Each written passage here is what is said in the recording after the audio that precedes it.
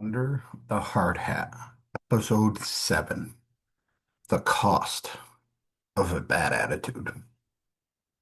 A bad attitude doesn't stay with you, doesn't just stay with you, it spreads. And most of the time, you don't realize how much it affects the job until everything feels heavier than it should.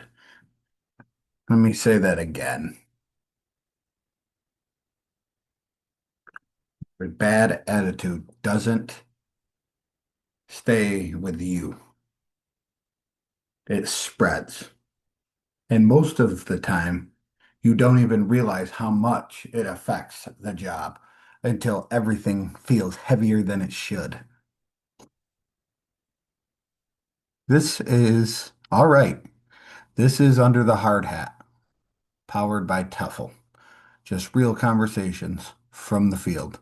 Stuff we don't always say out loud, but we probably should. This one might hit a little different.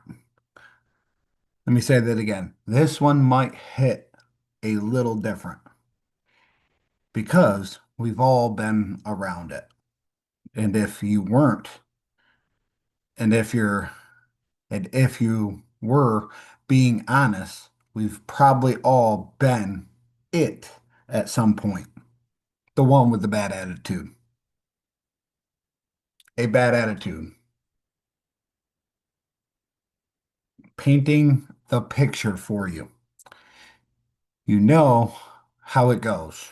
One guy shows up, already irritated, short with the people or the crew members, negative about everything. And you can feel it before anything even starts. The tone, the tone is already off. And it doesn't stay with just him. It spreads. The whole job starts to feel it. It gets heavier and heavier, and nobody really says why. The truth, on a crew, your attitude doesn't just affect you. Let me say that again.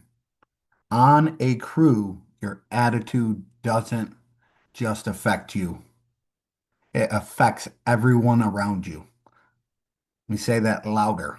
It affects everyone around you. Your attitude, if it's bad, it affects everyone around you. How you talk, how you respond, how you carry yourself. Let me say those again. How you talk, how you respond, how you carry yourself.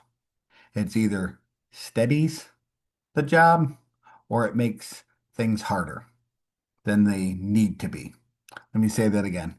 It's either your attitude steadies the job or you make things harder than they have to be. And the truth is, people notice, even if nobody says anything. The honest part, I've had days where I brought the wrong energy, the wrong attitude, frustration about things, and I let it show.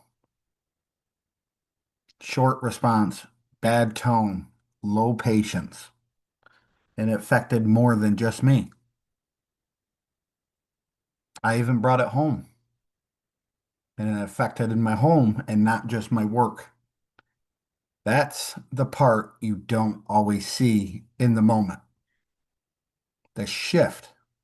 At some point, I had to start checking myself, not pretending everything was fine.